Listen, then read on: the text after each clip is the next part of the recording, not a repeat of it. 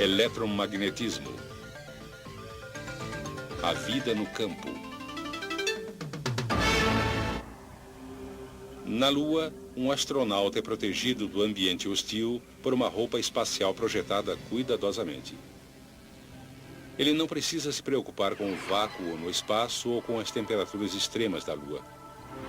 Mas existe outra ameaça invisível que poderia lhe causar danos: a exposição à radiação de partículas carregadas que fluem para o espaço partindo do Sol. Chamamos esse fluxo de matéria contínuo de vento solar. E uma roupa espacial não protege adequadamente de surtos extraordinários no número de partículas. Há mais que 3.000 anos, astrônomos chineses observaram pontos escuros na superfície do Sol.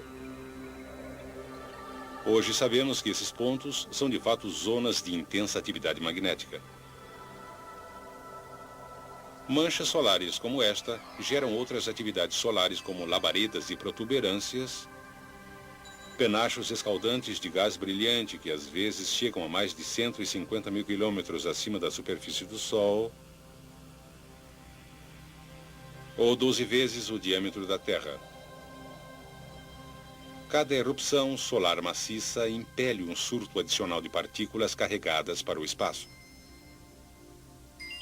Como partículas individuais levam até 2 dias para alcançar a Terra, um aumento no número de manchas e labaredas solares serve de sinal para os cientistas de que o vento solar vai se intensificar, tornando-se uma torrente de radiação mortal em nossa direção. Felizmente para toda a vida na Terra, o campo magnético que envolve nosso planeta nos protege desse perigo. Como? Lembre-se que um condutor levando cargas em movimento dentro de um campo magnético experimenta uma força que é perpendicular tanto ao campo quanto ao movimento das cargas. Essa força também estará presente esteja a carga se movimentando através de um condutor metálico ou livremente no espaço. Cada partícula carregada em movimento tem seu próprio campo magnético. O campo circular de uma partícula negativa é nesse sentido, fazendo com que os dois campos se reforcem aqui. O princípio do motor diz que essa repulsão empurra a partícula negativa para a esquerda. Entretanto, o vento solar consiste de partículas carregadas, tanto negativamente como positivamente, e seus campos magnéticos têm sentidos opostos. As partículas positivas defletem para o outro lado.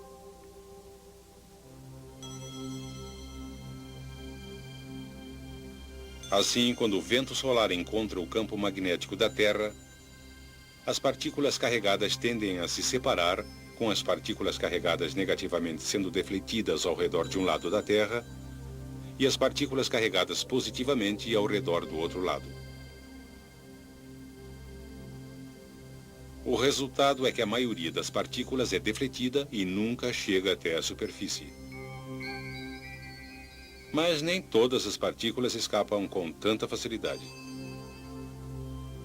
Algumas ficam retidas durante um tempo em 2 grandes áreas em forma de rosca, denominadas cinturão de Van Allen, centralizadas acima do Equador. O cinturão interno se estende de 1.000 a 5.000 quilômetros acima da superfície, enquanto o cinturão externo se estende de 15 a 25.000 quilômetros. Ocasionalmente, partículas desses cinturões conseguem infiltrar-se na atmosfera e são dirigidas para os polos norte e sul pelo campo magnético da Terra. Perto dos polos, elas colidem com átomos e moléculas na atmosfera e os excitam, liberando o excesso de energia na forma de luz.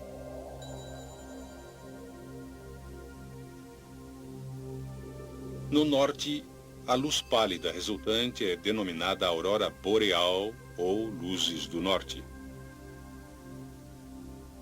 No sul, ela é chamada aurora austral. É interessante que cada vez que se vêem luzes do norte, elas também aparecem no sul. Às vezes, essas aparições são bastante espetaculares, uma prova visual de que ocorreu uma rajada de vento solar.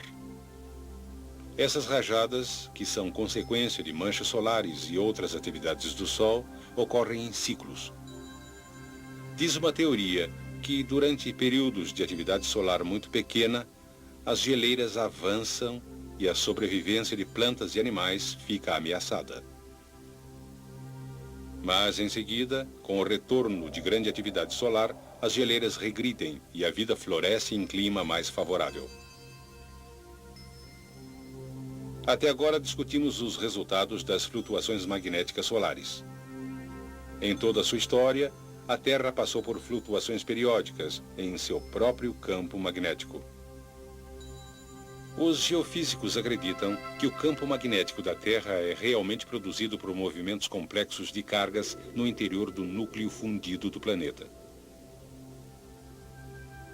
Parece que esse movimento de cargas se inverte, em média, a cada cerca de 200 mil anos, resultando em uma inversão dos polos norte e sul. O movimento de cargas no interior do núcleo é misteriosamente desacelerado, reduzindo o campo magnético a cerca de 10% de sua força normal.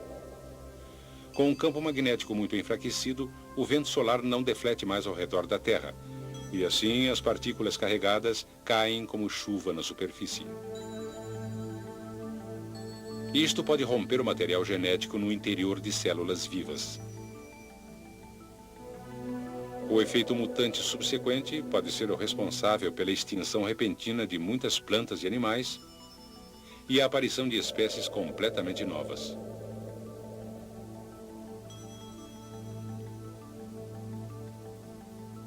Então, o campo magnético enfraquecido se perde e retorna à máxima intensidade.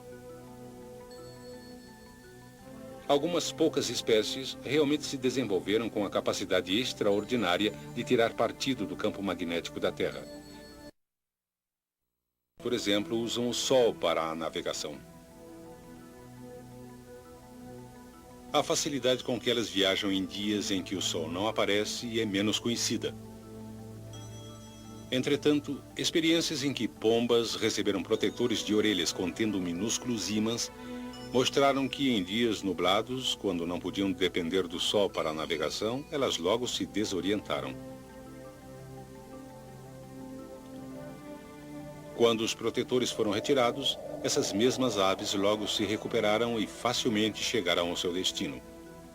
O material magnético no cérebro da pomba permite de alguma forma que ela voe como se tivesse uma bússola na cabeça. Alguns micro-organismos também têm essa capacidade fascinante. Certos tipos de bactérias da lama, que vivem longe do Equador, aprenderam a usar o campo magnético inclinado da Terra para determinar o sentido ascendente e descendente. Na Austrália, o sentido do campo é inclinado para cima, e assim as bactérias se movem contra o campo ao se dirigir mais para o fundo da Terra, procurando umidade. Quando essas bactérias são trazidas para o hemisfério norte, elas são enganadas pela inversão do sentido do campo magnético e se movem para cima, não para baixo. E isso as traz para a superfície, onde secam e morrem.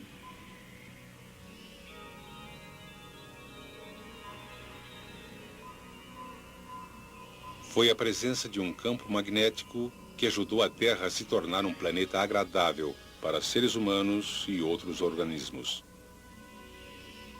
E foi a compreensão do magnetismo que permitiu a uns poucos corajosos se aventurar a explorar a face desconhecida da Terra.